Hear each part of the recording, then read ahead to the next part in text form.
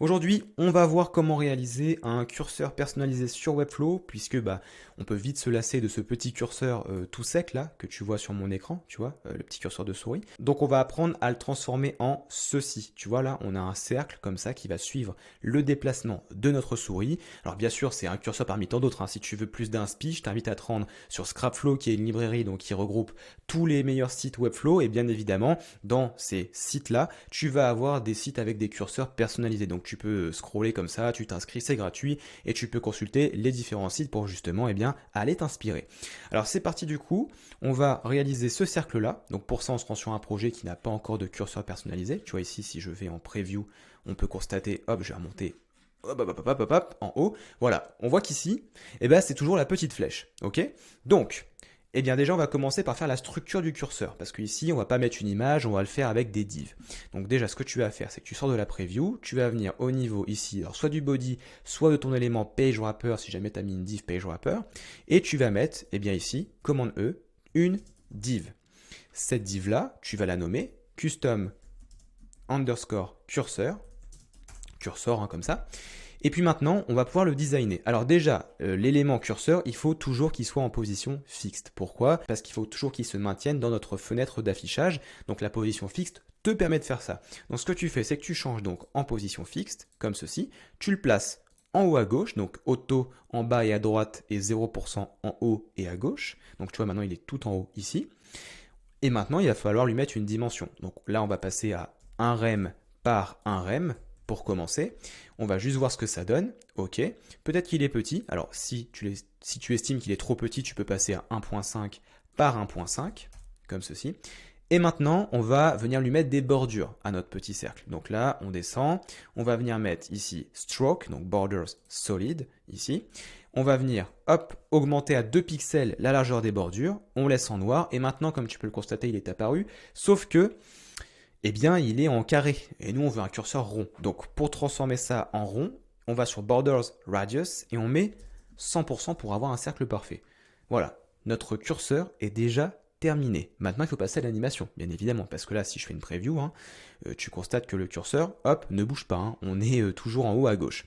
Alors, pour animer un curseur personnalisé, donc là, hop, je remonte. On va venir sur le panneau d'interaction juste là. Et on va créer un page trigger.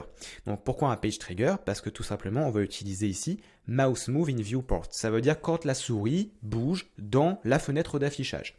Donc là, on démarre une nouvelle animation, play mouse animation, plus, on va l'appeler custom cursor, comme ceci. Et maintenant, on sélectionne le curseur et on va le faire bouger à la fois sur l'axe des X et à la fois sur l'axe des Y. Donc là, on le sélectionne, on vient sur 0%, donc là on est sur l'axe des X, donc 0%, je le répète, c'est à gauche de l'écran, 100% c'est à droite.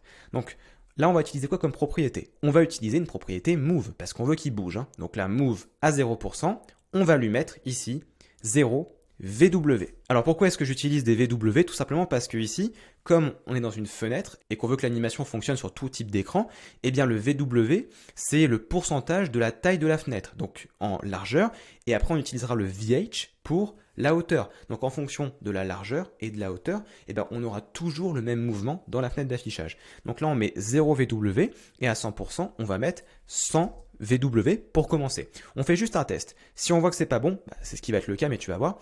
Ici, on fait une preview. Regarde, si je bouge ma souris, ok, on voit que ça suit. Ça s'arrête un peu trop tôt et là, en fait, regarde bien, ça va s'arrêter un peu trop loin. Ça s'arrête en dehors de la page. C'est pas ce qu'on veut. Donc, on peut venir faire des corrections. On peut venir prendre 0%.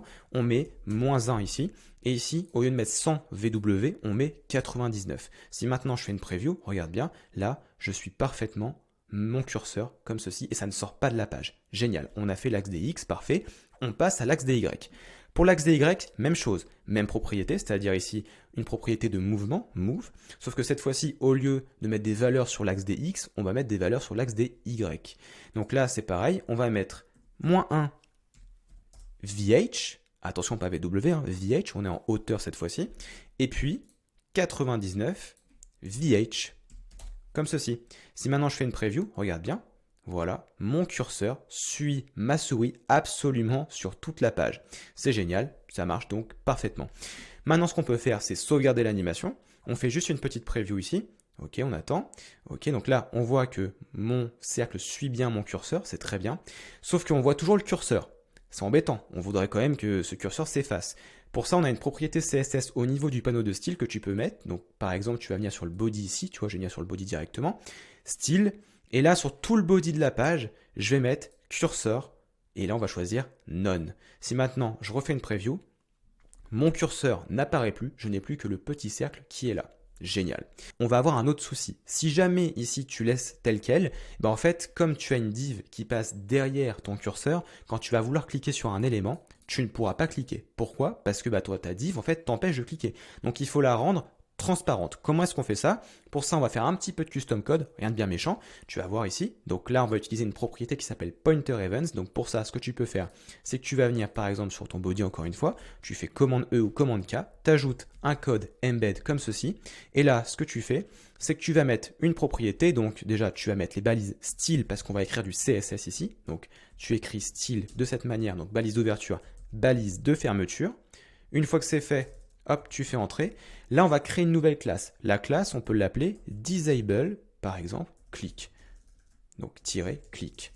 On ouvre les accolades, entrée, on remonte, et là, on décale avec tab, et on va mettre ici pointer, tirer, events, none. Point virgule. On n'oublie pas, c'est important en CSS. Une fois qu'on a fait ça, on sélectionne la classe qu'on a créée sans le point, attention, on la copie. On peut faire save and close ici. L'élément embed là, tu peux le masquer. Alors pour le masquer, bah, tu peux simplement mettre embed ici au niveau de la classe et tu peux faire un display none. Une fois que tu as fait ça, donc tu as toujours ta classe disable click, tu vas monter, alors on va revenir en haut pour qu'on puisse le voir, tu vois, on reprend le curseur, alors soit on le reprend là directement, soit on va venir sur le body et le chercher à ce niveau-là, custom cursor, et on va ajouter en classe combinée ou en double classe, ici, disable click. Maintenant, il est impossible pour moi de resélectionner ici la div en question dans ma page parce que bah, elle n'est plus cliquable. Donc si maintenant je fais une preview, voilà, là je peux cliquer sur tous mes éléments sans souci. Ok, sans que ça me pose problème. Regarde, même sur le call to action, alors là, petit curseur main qui vient d'apparaître, on peut aussi l'effacer si jamais on ne le veut pas, mais regarde, je peux cliquer sans aucun souci. D'ailleurs, je dis juste ça au passage, mais si tu as envie d'apprendre à refaire la page que tu vois à l'écran, là, donc je vais scroller un peu, tu vois ici, eh bien, on l'apprend au sein de Corias au niveau de nos formations avancées. Donc pour ça, bah, tu vas juste en dessous de la vidéo, tu cliques sur le lien qui te permet de t'inscrire à l'espace membre, et puis nous, on se retrouve à l'intérieur pour démarrer bah, tes formations avancées si tu le souhaites.